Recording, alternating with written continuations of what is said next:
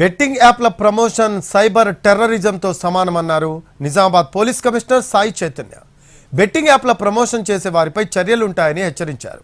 Commissionerate పరిధిలో 2 betting ముఠాలను పట్టుకున్నట్లు తెలిపారు. ఆన్లైన్లో ఐపీఎల్ బెట్టింగ్లకు పాల్పడే నాందేడ్ జిల్లా ధర్మాబాద్కు చెందిన క్రికెట్ బెట్టింగ్ మాస్టర్ సచిన్ సహా 2 కేసుల్లో 16 మందిని అరెస్ట్ చేసినట్లు తెలిపారు. 200 మందికి పైగా బెట్టింగ్ బాధితులుగా ఉన్నట్లు చెబుతున్న పోలీస్ కమిషనర్తో మా correspondent Balakumar face to face. రట్టు చేశారు నిజామాబాద్ పోలీస్ కమిషనరేట్ పోలీసులు. ప్రస్తుతం మనతో సిపి ఉన్నారు, అడిగి తెలుసుకుందాం. సార్, అంటే క్రికెట్ బెట్టింగ్ ముఠాను ఎట్లా రట్టు చేశారు? దాదాపు ఎంతమందిని ఇందులో బాధితులు గుర్తించారు? ఇప్పుడు బాధితులను ఇందాక మాట్లాడుకున్నట్టు ఒక 200 మెంబర్స్ని బాధితులను ఐడెంటిఫై చేయడం జరిగిందండి. బెట్టింగ్ అనేది తెలంగాణలో ఆన్లైన్ కానీ ఆఫ్లైన్ కానీ ఎటువంటి రకమైన బెట్టింగ్ కానీ ఇల్లీగల్ అండి. ఈ బెట్టింగ్ని మేము we are taking it betting promote చేస్తున్నారు. చాలామంది ప్రమోటర్స్ కూడా ఉన్నారు. వాళ్ళని కూడా we consider it them as cyber terrorist అండి. ఎందుకంటే దానివల్ల మన యువత చాలామంది వాళ్ళ ప్రాణాలు పోగొట్టుకుంటున్నారు. మన యువతను కాపాడుకోవాలి, మన ఈ ఎటువంటి ఇల్లీగల్ కార్యక్రమాలను అరికట్టాలని చాలా ఎఫర్ట్స్ పుట్టిన్ చేస్తున్నాం. ఆ ఎఫర్ట్స్లో భాగంగానే నిజామాబాద్ పోలీసు ఇవాళ 2 బెట్టింగ్ గ్యాంగ్లు పట్టుకోవడం జరిగింది. ఒకటి నిజామాబాద్ బేస్డ్ గ్యాంగ్, ఇంకోటి ఆర్మూర్ బేస్డ్ గ్యాంగ్.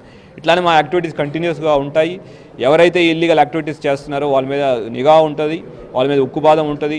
వాళ్ళ సెక్షన్స్ కూడా అట్లానే పెడుతున్నాం. బెట్టింగ్తో కాకుండా ఆర్గనైజ్డ్ క్రైమ్ అనేది తీసుకొచ్చాం. ఆర్గనైజ్డ్ క్రైమ్లో వాళ్ళు ప్రాపర్టీస్ సీజ్ చేయడం, తర్వాత ఎక్కడికి వెళ్తుందో అక్కడ దాకా వెళ్తాం. నాట్ జస్ట్ ఇక్కడ నిజామాబాద్లో ఒకవేళ బయటికి వెళ్తుంటే మనీ అక్కడ దాకా వెళ్ళి ఆ ప్రాపర్టీస్ కూడా సీజ్ చేసి మళ్ళీ వెనకాలకు వచ్చేదానికి ఏర్పాటు కూడా చేస్తాం. ఈ 2 బెట్టింగ్ కేసులు చేజ్ చేశారు. అయితే ఎక్కడి నుంచి సూత్రధారంగా ఈ బెట్టింగ్ నడుస్తుంది ఓవరాల్గా? యువతని ఇందాక మాట్లాడుకున్నట్టు అగైన్ ఈజీ మనీ.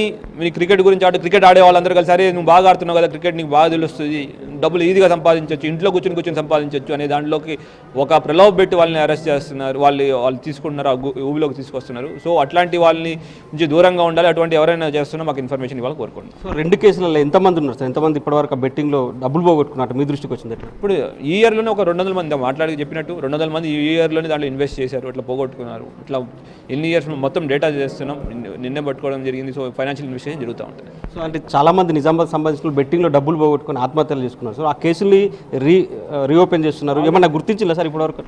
ఇందాక మాట్లాడుకున్నట్టు ఆల్రెడీ కొన్ని కేసులు ఒక కేసు రీఓపెన్ చేసాం. ఎడపల్లో అయిన కేసుని రీఓపెన్ చేయడం జరిగింది. దాంట్లో ఏదైతే ఏ యాప్లో బెట్టింగ్ చేస్తున్నారో దాన్ని ఐడెంటిఫై చేయడం జరిగింది. ఐడెంటిఫై చేసి ఆ యాప్ వాళ్ళు ఎవరైతే ఉన్నారో వాళ్ళ దాకా వెళ్ళడానికి ఒక టీం కూడా ఫామ్ చేస్తున్నాం. త్వరలో దాంట్లో కూడా అప్డేట్ ఉంటుంది. నమ్మదగిన సమాచారం మేరకు దాడులు చేస్తున్నారు, పట్టుకుంటున్నారు. ఓకే. సో ఆన్లైన్ బెట్టింగ్ జరుగుతుంటుంది, నిఘా బెట్టారు ఏమన్నా ఈ ఆన్లైన్ బెట్టింగ్ సంబంధించి? సైబర్ ప్యాట్రోలింగ్ అంటున్నారండి. We are doing that cyber patrolling, human intelligence కూడా డెవలప్ చేస్తున్నాం. అట్లనే ఇట్లా పట్టుకోవడం జరిగింది. సో అంటే యూత్కి కావచ్చు, వాళ్ళ తల్లిదండ్రులకు ఏం చెప్తారు సార్? అంటే చాలా మంది కూడా బెట్టింగ్లో డబ్బులు పోగొట్టుకున్నారు. ఇప్పుడు ఇంకా సీజన్ నడుస్తుంది, క్రికెట్ నడుస్తుంది. సో ఏం సూచన చేస్తుంది యువతకి అంటే తల్లిదండ్రులకి ఒక ఇంపార్టెంట్ మా సైడ్ నుంచి ఒక ఇన్స్ట్రక్షన్ అనుకోండి, లేదంటే ఒక సూచన విజ్ఞప్తి ఏదైనా అనుకోండి. ఎవరైనా ఈజీ మనీ, యువతకి ఏంటంటే ఈజీ మనీకి దాంట్లో లొంగకండి, దూరంగా ఉండండి. ఈజీ మనీ అనేది ఎక్కడ అదొక మిథ్య, అదొక ఇల్యూషన్, దాని నుంచి దూరంగా ఉండండి. తల్లిదండ్రులకు ఏంటంటే ఒకవేళ మీ పిల్లలు ఇట్లా ఏమైనా ఇబ్బంది ఫీల్ అవుతూ ఏమన్నా ముభావంగా ఉన్నారు, లేదంటే ఎట్లయినా ఉన్నారని అబ్జర్వ్ చేస్తే ప్లీజ్ వాళ్ళతో కూర్చోండి, మాట్లాడండి. అప్పుడే తెలుస్తుంది మనకి వాళ్ళ దగ్గర ఉన్న వాళ్ళు ఏ ఇబ్బందిలో ఉన్నారో. అప్పుడు వాళ్ళు ఇట్లాంటి ఎక్స్ట్రీమ్ స్టెప్స్కి వెళ్లకుండా మనం కాపాడగలుగుతాం.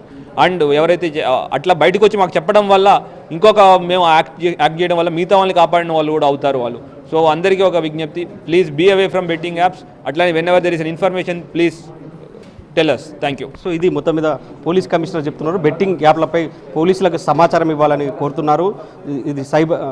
ఇది పోలీస్ కమిషనర్ చెప్తున్నారు. కెమెరామెన్ రవిచరణ్తో బాలకుమార్, NTV, నిజామాబాద్.